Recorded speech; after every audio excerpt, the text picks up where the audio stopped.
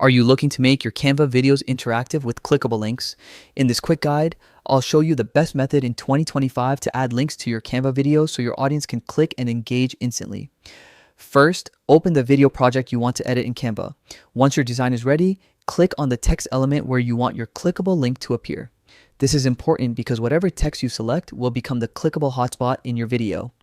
Next, look for the three dots near the text options at the top of your Canva interface. Click them to reveal more tools. Among these options, you'll see Link. Go ahead and click it. A small panel will open where you can paste or type your URL. Make sure it's the exact link you want your viewers to visit, whether it's a website, social media page, or any other URL. Before you finalize, double check your link for typos and even test it in a new tab to make sure it works perfectly. Once you're confident, hit Done and Canva will embed the link into your text.